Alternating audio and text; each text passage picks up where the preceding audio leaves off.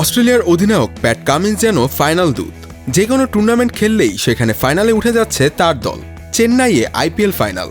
এই ম্যাচ দিয়েই পর্দা নামবে সপ্তদশ আইপিএলের। রোববার শিরোপা নির্ধারক ম্যাচে মুখোমুখি হচ্ছে কলকাতা নাইট রাইডার্স ও সানরাইজার্স হায়দ্রাবাদ। ম্যাচের আগের দিন দুই অধিনায়ক ট্রফি নিয়ে ছবি তুললেন মেরিনা সৈকতে। নৌকায় বসে কলকাতার অধিনায়ক শ্রেয়াস আইয়ার এবং হায়দ্রাবাদের অধিনায়ক প্যাট কামিন্স, মাঝে ট্রফি। কামিন্স বসলেন ট্রফির বাম পাশে, আইয়ার বসলেন ডান পাশে। নেটিজেনরা বলছেন ট্রফির বাম দিকে বসলেই ভাগ্য খুলে যায় প্যাট কামিন্সের।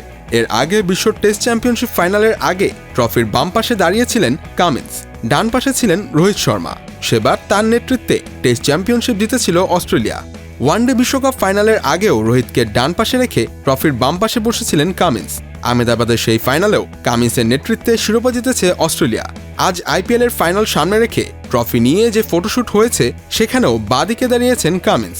নেটিজেনরা বলছেন আইসিসি টেস্ট চ্যাম্পিয়নশিপ ও বিশ্বকাপের ফাইনালের আগে যে অধিনায়ক ডান দিকে বসেছিলেন তিনিই হেরেছিলেন। এবার যদি সেই মিথটা ভাঙতে পারেন কলকাতার অধিনায়ক শ্রেয়াস আইয়ার। এবারের আইপিএলে দুবার সানরাইজার্স হায়দ্রাবাদের বিপক্ষে খেলেছে কলকাতা, দুবারও জিতেছে নাইটরা। এবারের আইপিএলে এখনো পর্যন্ত একবারও না জিততে পারা দলের বিরুদ্ধে ফাইনাল খেলতে হবে হায়দ্রাবাদকে। ইডেনে কামিন্সদের 4 রানে হারিয়েছিলেন শ্রেয়াস আইয়াররা। প্রথম কোয়ালিফায়ারে কলকাতা জিতেছিল অনেক সহজে। হায়দ্রাবাদ ব্যাটে বলে কোনো প্রতিনিধি গড়ে তুলতে পারেনি। আইপিএল ফাইনালে আরও একবার হায়দ্রাবাদের বিপক্ষে খেলবে কলকাতা।